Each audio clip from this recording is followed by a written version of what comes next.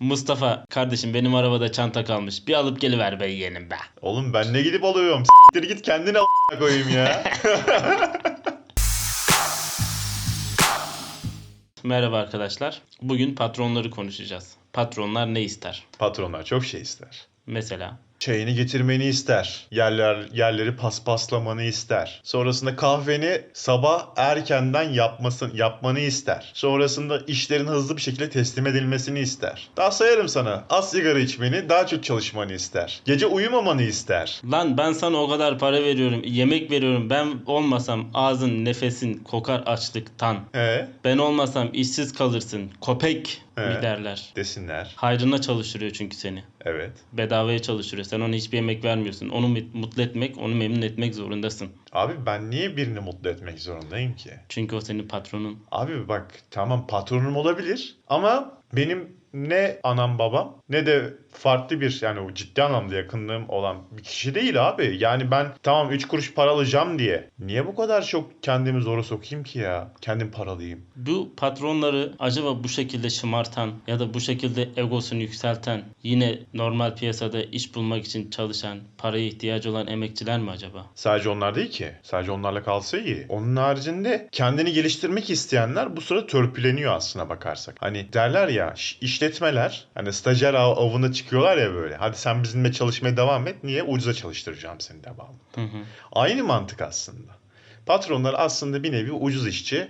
Pahalıya patlamayacak ki şu anda asgari ücretin ne kadar olduğu ve onun vergisiyle, cartıyla, curtuyla asgari ücretin üzerine çıktığını, 8 bin liraya mal olduğunu düşünürsek 2 bin lira çalıştıracak elemanları düşünelim. 4 tane eleman çalıştırır. Niye sana 8 bin lira versin? Ama profesyonel bir şekilde bu işi yürüten personellerden aldığı karşılığı alabiliyor mu sence? Alamıyor. Ama almasına ihtiyacı yok demek ki.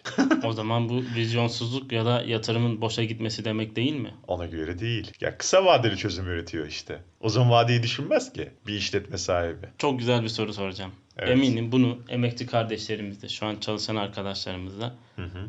çok güzel bir şekilde cevaplar. En nefret ettiğin patron stili nedir abi? En nefret ettiğim patron stili gece iş veren, benim devamlı çalışmamı isteyen ve böyle her şeyi işte ya ben sana yardım ettim, ben sana şunu yaptım, sen bana niye bunu yapıyorsun kafasında olanlar. Bir de işte benden ucuza çalışmamı isteyip daha fazla performans bekleyenler. Yani ben parası kadar çalışırım. Çünkü neden? Ben geçimimi sağlamak zorundayım. Temel ihtiyaçlarımı gidermek zorundayım. Onun için çalışıyorum zaten. Benim en nefret ettiğim patron stili ne biliyor musun? Ne? 7/24 yani emek verip, heves edip, çalışıp, yıllarca emek verdiğin bir şirkete, işte gün gelince, devran dönünce çıkarların uyuşmuyorsa, maliyetim sana fazla geldiği için beni gözden çıkarıyorsan Evet. ve hakkımı vermeyip saçma sapan ayak oyunlarıyla bana demagoji yapıp beni kapının önüne koyuyorsan ve sonradan arkamdan sağdan soldan haberler salıp yok ben ona iyilik yaptım, abilik ettim, bilmem ne yaptım diyorsan ve bir kere bile arayıp hakkını helal et, helalleşemedik, 2 yıl bende emeğin var, gecenin 12'sinde, birinde, 3'ünde sen bana emek verdin, benim işim için uğraştın, cenazende bile benim için çalıştın demeyip sonra da patronum diye sağda solda insanlara ekmek veriyorum, iyilik yapıyorum diye hikayeler anlatan patron stili. Abi bayağı dolmuşsun sen ya. Ben çok doluyum. Biz buraya emek veriyoruz. Diyoruz ki ekmek yediğimiz yere emek verelim. Daha güzel yerlere gelsin. İnsanlara kendimizi hem güzel tanıtalım, güzel aktaralım. Kurumsallık çizgisi içinde mümkün olduğunca devam ediyorsun. Aile ilişkileriyle bireysel ilişkilerini çalışmalarına yansıtmamaya çalışıyorsun. Ve buna rağmen sana uygulanan psikolojik baskı, mobbinge rağmen her türlü başarını görmezden gelip en ufak bir hata bile olmadığı halde bunu hataymış gibi gösterip baskı yapan birçok şirket var maalesef. Şimdi emek veriyorsun. Evet. Pazar tatilin bazen olmuyor. Bazen hafta sonu tatili zaten hikaye. Tamam mı? Tatilin hikaye. Pazar günü işte bir program olmaz, bir şey olmaz. Tatilin var ayda yılda bir. Ve aldığın ücret asgari ücret. Sence bu aldığın asgari ücret patronun sana verdiği hayır mı? Gönlünden geçen bir para mı? Sadaka mı? Yoksa emeğinin karşılığı değil ama alman gereken bir ücret mi? Genelde bu sadaka gibi görülüyor maalesef. Gönülden verilmiş hizmeti. Ama bunu anlamıyorum. Bu açıkçası çok saçma geliyor. Ben de sık yaşadığım bir olay. Sen de yaşamışsın belli. Peki bugüne kadar kaç tane patronla çalıştın? Aşağı yukarı şöyle değerlendirdiğinde. Abi ortalama 9 tane patronla çalıştım. Yani 9 tane patronun hangilerinden memnundum? Açıkçası 3-4 tanesinden memnundum. Geri kalanından memnun değildim. Seni en çok rahatsız eden neydi mesela? Ya rahatsız eden şu. Ben oraya niçin gidiyorum? Bir, en azından 3-5 kuruş cebime girsin diye. Bir de bilmediğim alanlarda bir şeyler öğrenmek için gidiyorum. Ama örnek veriyorum, bana öğretecek bir şey yoksa bir işletmenin, o işletmeden soğuyorum, açık söyleyeyim. Ya çünkü peki bu patronların, özellikle başta da buldum bu arada, patronlar çıldırdı. Patronlar çıldırıyor bazı zamanlar. Açıkçası böyle her şeyi hani saldırırlar ya böyle. Ya şimdi patronların genel mantığı tamamen şeye dönük. Kendi işlerinin hızlıca büyümesini, hızlıca yapılmasını isterler. Abi mantıklı olan şudur: parça parça gitmek. Yani sen 20 tane işi alıp hemen bir günde 20 tane işi teslim edemezsin. Bu mümkün değildir. Sana tutup da sırf 20 işinden sadece 10 tanesini teslim ettin diye kızamaz. Çünkü senin yaklaşık 2 elin var, 2 ayağın var. Maksimum yapabileceğin kapasiten belli. Ne kadar işin usta olursan ol, uzman olursan ol. Ya o gece hiç uyumaman gerekiyor ki bu çok abartı bir şey. Yani insanlığa aykırı. Ve bunun için bir de ücret ödemesi gerekir genelde işletme sahiplerinin. İşveren ve işçi hakları dediğimiz bir sistem var. Türkiye'de ne kadar uygulanıyor o da tartışılır bu arada. Yani burada aslında olay şu. Birilerin yerlerini doldururken aslında başkalarının hakkının yenmesine izin veriyor. Evet. Ya da hakkını aramasına engel oluyor. Olay bu aslında. Ve patronlar da bunu çok güzel kullanıyorlar. Kesinlikle. Bak, stratejileri fena değil. Bu açıdan baktığın zaman gerçekten mükemmel. Ve işin daha şeyini söyleyeyim mi? Mesela yarı işletmelerde şöyle bir şey vardır. Bir işçi, örnek veriyorum, işinde uzmansa onu kendine çekmek için şöyle yapacağız, böyle yapacağız gibi vaatler verirler. Bu vaatlerle o işletme sahibi o kişiyi şirketinde ya da işletmesinde tutmaya çalışır. Evet. Bu şekilde devam eden sistemde baktığın zaman, eğer şayet ki bilinçsizse ya da ne bileyim işverene böyle hafif bir güven duyuyorsa, ona inanarak vaatleri gerçekleştirmek için var gücüyle çalışır. Sonrasında ne olur? Hüsran. Hüsran. Neden? Çünkü bunu ben de çok yaşadığım bir şey bu. Bana çok vaatler verildi ama işin sonunda gelinen nokta belli oldu.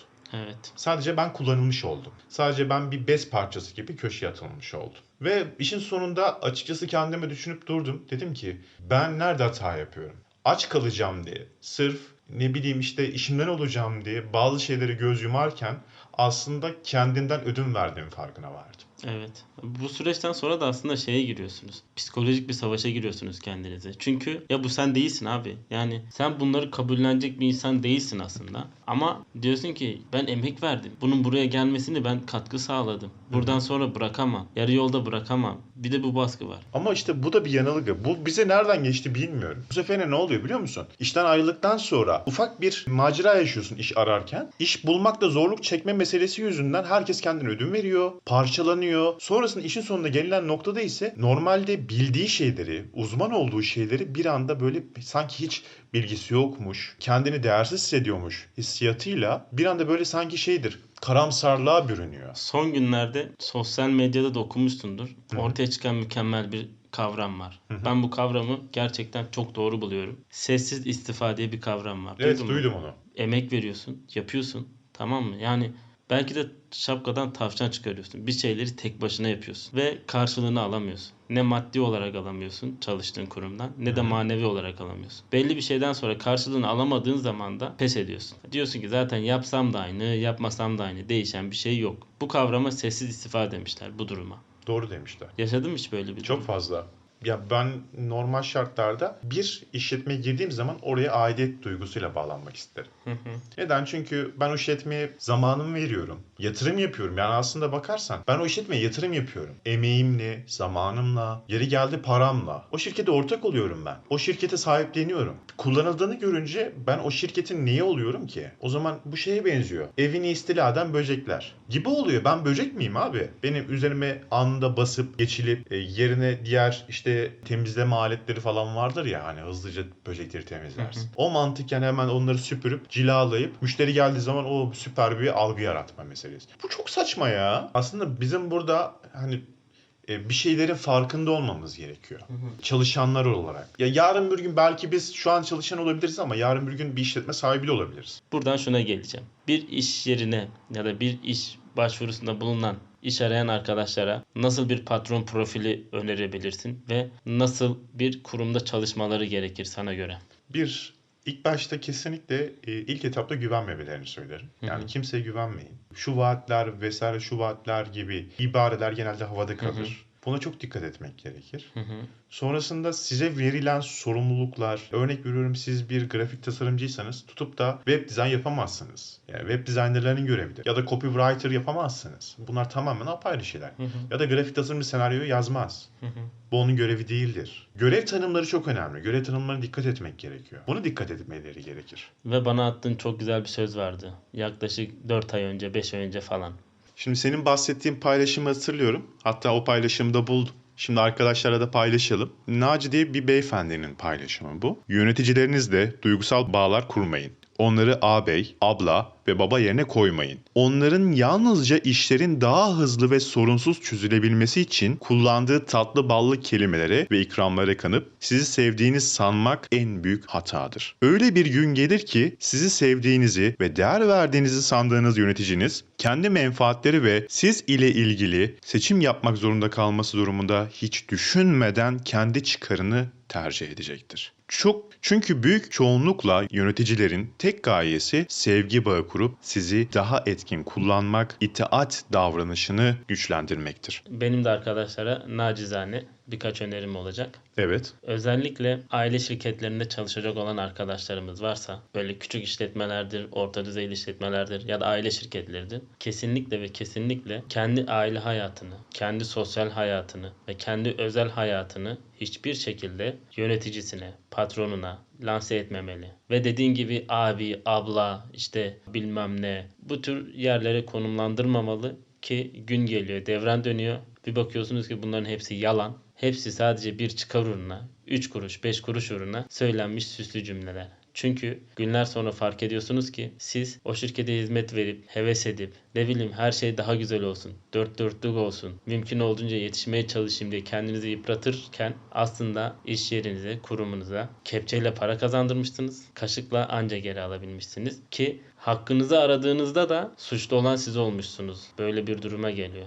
Çünkü diyor ki ben sana abilik yaptım. Ben sana babalık yaptım. Benim sayemde ekmek yedin. Karnın doydu. Bilmem ne oldu. Olay bu kadar tatsız, bu kadar seviyesiz duruma gelebiliyor yani. Ve artık helalleşemeden, yüzünü bile görmek istemeden, sesini bile duyduğunuzda irite olduğunuz bir insan karşınıza çıkıyor. Bu çok kötü bir durum. 2 yıl boyunca emek verdiğiniz bir kurumdan 3 yıl, 4 yıl, 5 ay, 6 ay her neyse. Bu şekilde ayrılmak gerçekten çok üzücü, çok yıpratıcı ve pişmanlıklarla dolu bir süreç oluyor yani. Açıkçası bayağı dolduğumuzu fark ettim. Her çalışan gibi herhalde çoğunlukla bazı patronlardan şikayetçiyiz. Ve şikayetçi olduğumuz konuları belki de patronlarımıza tam olarak paylaşamıyoruz. Paylaşsak bile çoğunlukla dinlenmiyoruz. Olayın acı tarafı aslında şu. Paylaşsanız bile sürekli kendi açılarından bakıp kendilerini haklı gösteriyorlar. Ve işin en ilginç tarafı özellikle maddi konularda konuşacağınız zaman patronunuz size kendini o kadar güzel acındırıyor ki şey diyorsunuz artık. Ya diyorsunuz benim maaşımdan vereyim de hani durumu düzelsin. Daha sonra işleri toparlayınca düzelir. İşleri toparlayana kadar var maaş almayı vereyim diye veresin geliyor. O kadar böyle güzel acındırıyorlar ki kendilerini. Tabii her patron için bunu demiyoruz. Yani insanlık dediğimiz şeyde hani vicdan diyoruz ya. Hı hı. Adam bana ufak da olsa 3-5 kuruş veriyor. Hani adamın zor günde yanında olayım. Mantığı hareket ettiğimiz için vicdan yapıyoruz. Evet ve sizin saygılı olmanız, tamam mı? Kelimelerinizi dahi düşünerek saygısızlık olmasın, yanlış anlamasın. İşte öfkelidir, şimdi sessiz olayım, müsait olduğu zaman da tekrar konuşurum. Tavrınız patronunuz tarafından bir silah haline geliyor. Çok acı. Siz saygılı olduğunuz zaman işvereniniz ya da yöneticiniz sizi aslında saygılı, efendi biri olarak görmüyor. Üstüne basılacak, ezilecek bir kişi olarak görüyor. O yüzden mutlaka ve mutlaka şu anda çalışan arkadaşlarımız ve iş başvurusunda bulunan arkadaşlarımız kırmızı çizgilerini, sınırlarını, iş hayatındaki sınırlarını mutlaka ve mutlaka güzel bir şekilde belirlemeli ki ilerleyen zamanlarda hayal kırıklığı yaşamasın. Değerli arkadaşlar, hiçbir patrona aldırmayın, aldanmayın da. Eğer şayet ki iş yerinde çalışıyorsanız ve o iş yerinde işe girip çıkanların oranını ve aynı zamanda zaman dilimi, örnek veriyorum 6 ayda bir ya da 2 ayda bir devamlı işe girip çıkılıyor bir yerde çalışıyorsanız hemen oradan uzaklaşın. Çok güzel yere parmak bastın. Ve mutlaka ve mutlaka eğer küçük ölçekte bir işletme veya orta ölçekte bir işletme ise sizden önce oradan ayrılan personeli arayın ve neden ayrıldığını, sorunun ne olduğunu sorun. O size zaten orada çalışmanız gerektiğini veya gerekmediğini anlatacaktır açık bir şekilde. Evet. Ya hani dayılar diyor ya, iş seçiyorsunuz. Ya seçim hakkı zaten yok maalesef Türkiye'de. Seçim hakkı verilmiyor. Böyle bir hakkımız yok. Yani şu anki Türkiye'nin durumu ortada maalesef. O yüzden onları da dikkate almayın derim. Kısaca şunu demek istiyorsun aslında. İş beğenmiyoruz diyorlar ya. Hı hı. İş beğenmek zorundayız. İşi seçmek zorundayız. Biz her koşulda, her şartta çalışamayız.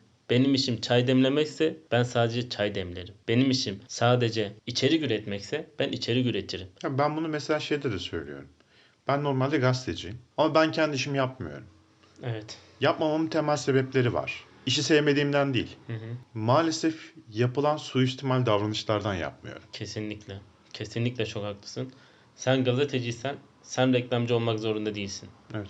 Sen gazeteciysen çalıştığın kuruma para getirmek zorunda değilsin. Sen çalıştığın kuruma haber getirmek, haber üretmek zorundasın. Ve haberinle ilgili zaten herhangi bir bağ ya da iletişim kurman gerekiyorsa onu zaten kurabilirsin. Ama para getirmek için, ne bileyim reklam almak için herhangi yollara başvurmana gerek yok. Bu senin görevin değil. Bu senin reklam biriminin görevi aslında. Yerelde ve ulusalda.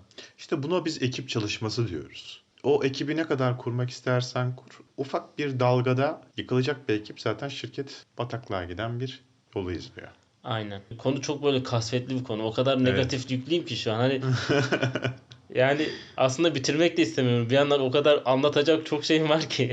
Benim de, benim de. Ama konu gerçekten can sıkıcı bir konu. O yüzden özellikle patronların bunu dinlemesini çok istiyorum. Yani inşallah patronlarımız bunu dinler, işverenler, yöneticiler bunu dinler. Bir kere olsun illa ki onlar da bir yerlerde çalışan oldular. Çalışanın gözünden işverene bir baksınlar ya da işveren gözünden değil de empati yapmayı öğrensinler. Çalışanın verdiği emeği görsünler. Çalışanın hevesini görsünler. Çalışanın yaptığı işi küçümsemeden önce, bir anda böyle silip atmadan önce ve birden fazla sorumluluk yüklemeden önce ben bu çocuğun yerine olsaydım bunların hangi birini yapabilirdim, hangi birine katlanabilirdim diye bir sorsunlar. Ondan sonra eğer katlanabiliyorsa versin o görevi. Katlanamıyorsa yapmasın böyle bir şey.